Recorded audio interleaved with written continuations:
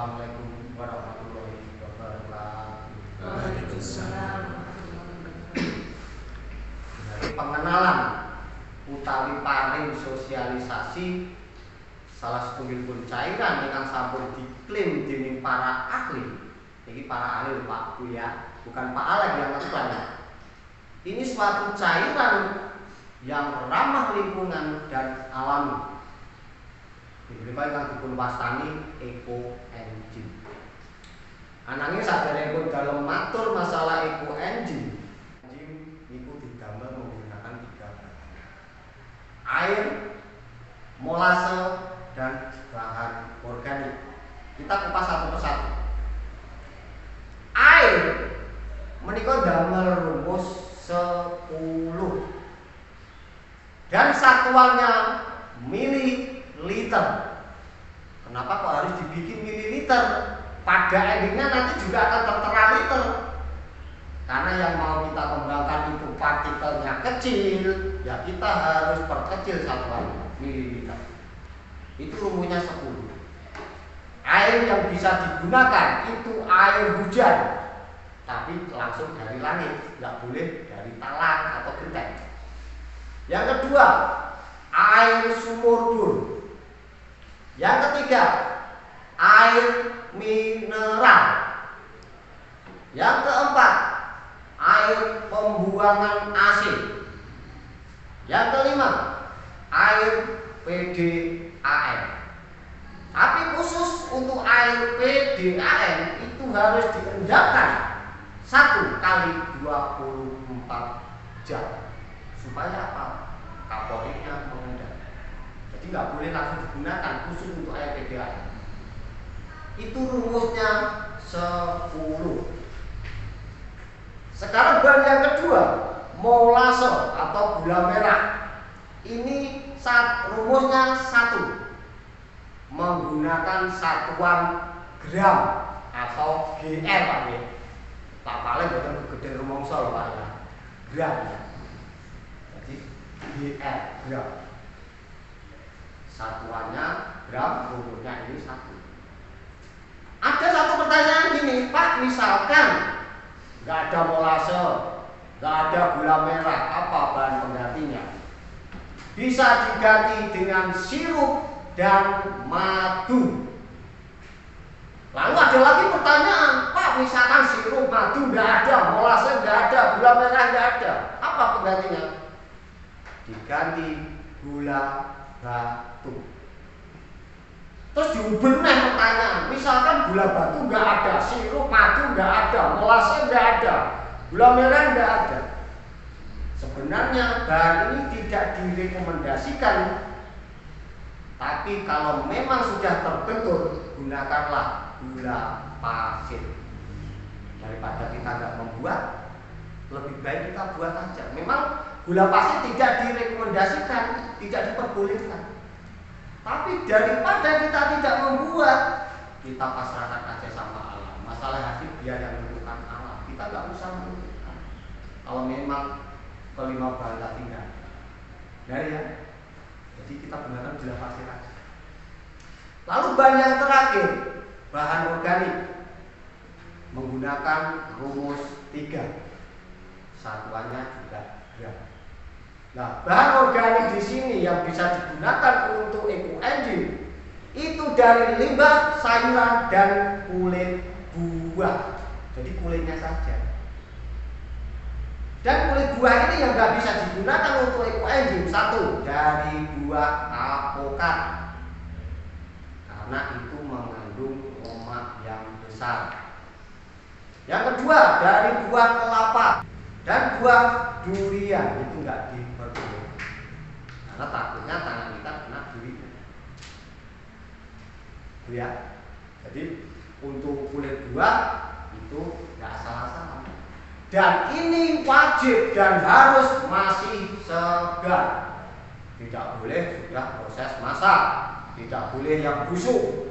Kalau yang busuk buat POC atau buat kompos saja. Kalau untuk pembuatan eco engine milih, ya nggak boleh yang busuk.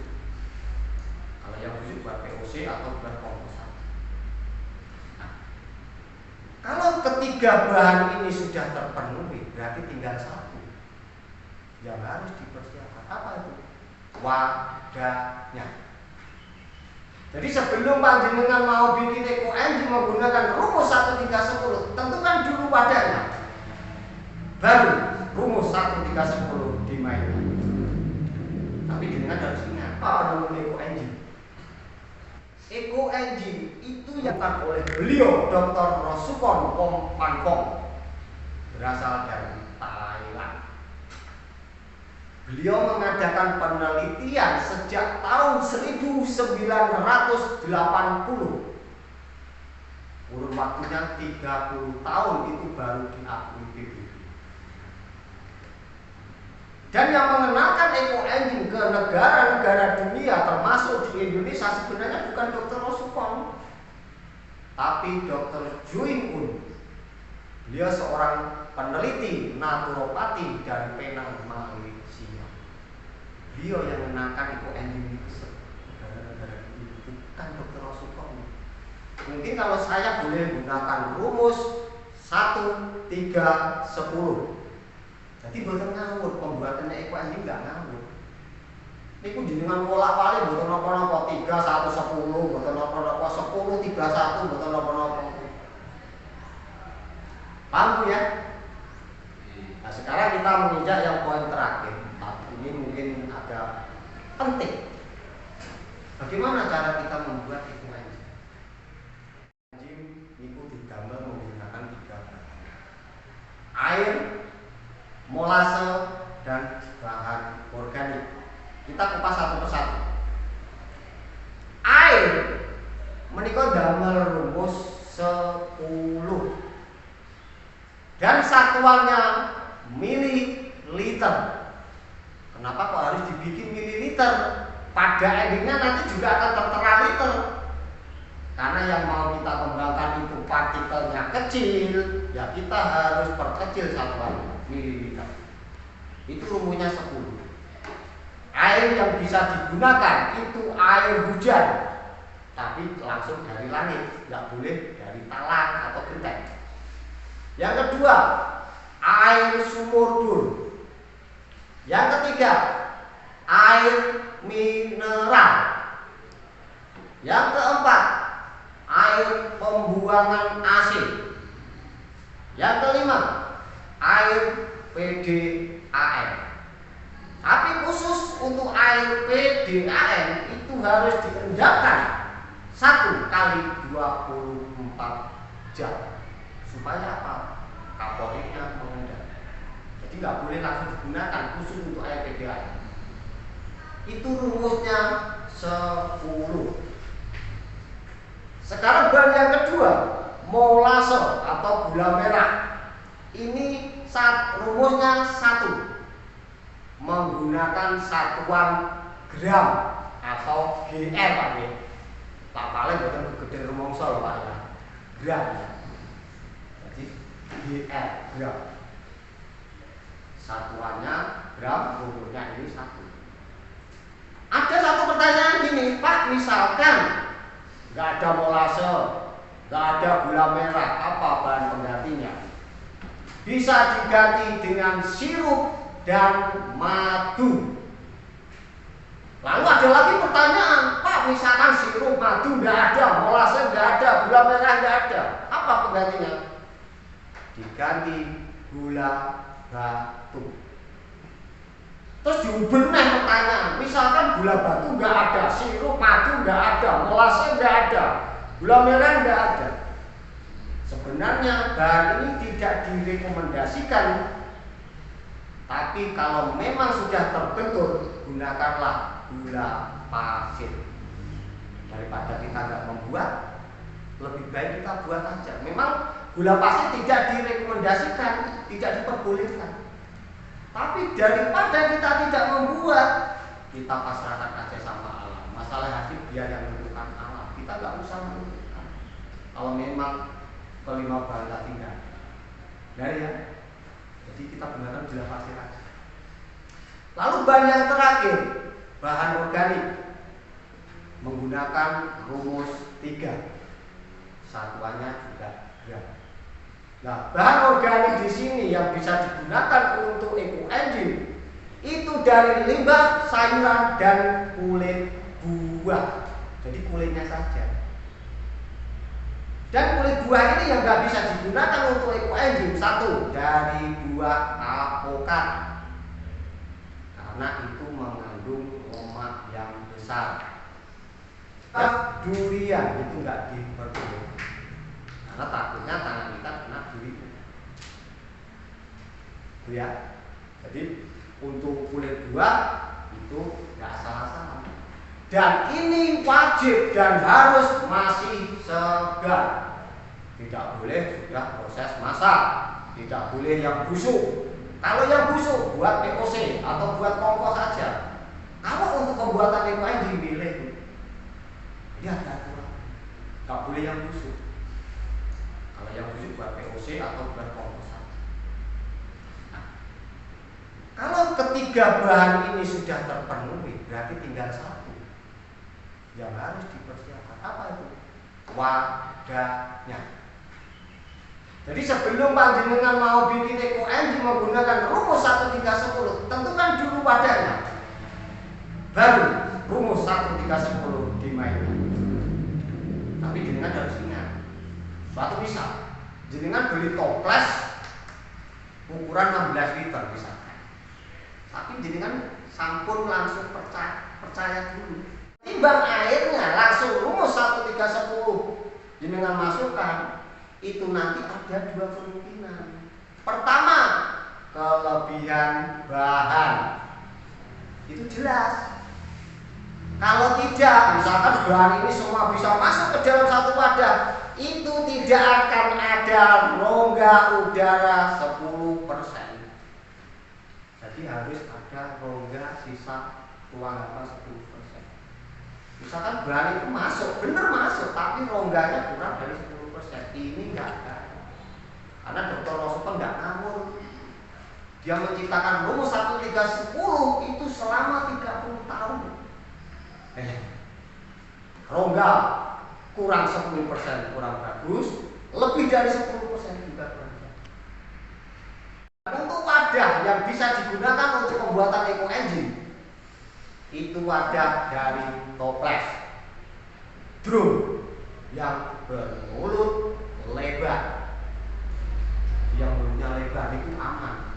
Tapi kalau jenengan pakai wadah botol aqua mineral ini, kalau tidak dengan kasih selang pembuangan gas, ini akan meledak. Itu harus dikasih selang. Dan tidak dianjurkan menggunakan wadah dari kaca dan stainless. Itu enggak boleh. Karena di dalam fermentasi ini bulan pertama menghasilkan yang namanya gas dan alkohol. Bulan kedua, fermentasi eco engine ini menghasilkan yang namanya asam, yaitu asam asetat.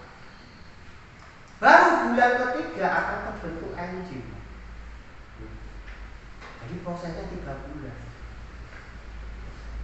Paham? Jadi ini mohon maaf, tadi saya ada kelupaan sedikit. Alhamdulillah yang satu drum itu sudah terpenuhi. Insya Allah nanti tanggal 5 bulan 11 2003 kita panen 96 liter. Monggo, bila jenengan mau datang ke waduhan, mau minta eco engine, kita panen nanti 96 liter. Itu kapasitas 160 liter air. Jadi kalau 160 liter itu airnya cuma 90. Iya. Nah, tadi kan belum saya sebutkan caranya membuat. Itu baru. Terus bagaimana caranya?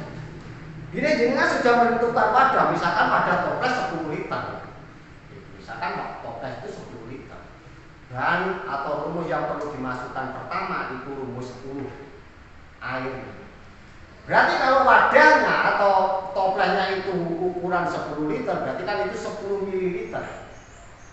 Diisi air cuma 60%-nya saja. Jadi kita butuh 60% dari kapasitas wadah. Kalau wadahnya 10 liter berarti kita butuh 6.000 liter, ya. Itu rumus 10 masuk. Lalu rumus yang kedua, 1 molase atau gula merah itu cuma butuh 10% dari kapasitas air. Tadi airnya 6000 ml, kita cuma butuh 10% gula merah, molase ataupun madu, berarti cuma butuh 600 gram. Itu dimasukkan jadi satu, diaduk sampai homogen atau tercampur dengan rata. Baru setelah itu rumus yang ketiga dimasukkan bahan organiknya. Rumusnya 3, kita butuh 30% dari kapasitas air. Airnya tadi kan 6 liter, berarti kita butuh 30%-nya saja. Kita butuh bahan organik 1800 gram atau 1 kilo 8. Dan untuk pembuatan ecoengine minimal bahan itu 5 macam, lebih banyak lebih bagus. Minimal harus 5 macam. Misalkan kalau 1800 itu dengan ambil 1 ton berarti macamnya 18, malah bagus. Jadi minimal harus ada 5 macam pembuatan. Dan yang lebih uniknya ecoengine ini bisa dibuat secara mengangsur, bukan unik. Tapi kalau untuk ecoengine ini batas maksimalnya 14 hari. Lewat dari 14 hari ini bukan ecoengine namanya, EcoSyn. Karena Dr. Rosukon sendiri sudah ngasih batas waktu kan gini. Wadah toples 10 liter, kita butuh bahan organik tadi 1800 gram.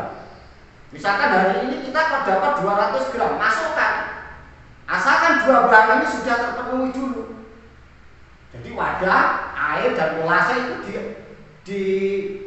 diberesin dulu, harus tersedia dulu. Misalkan kita memasak hari ini dapat 200 gram, masuk 200 gram dengan kasih tanda. Terus misalkan hari pertama masuk 200, hari kedua, ketiga nggak ada. Terus hari keempat kita dapat 300 gram, masukkan. Berarti sudah masuk 500 gram hari ke-5.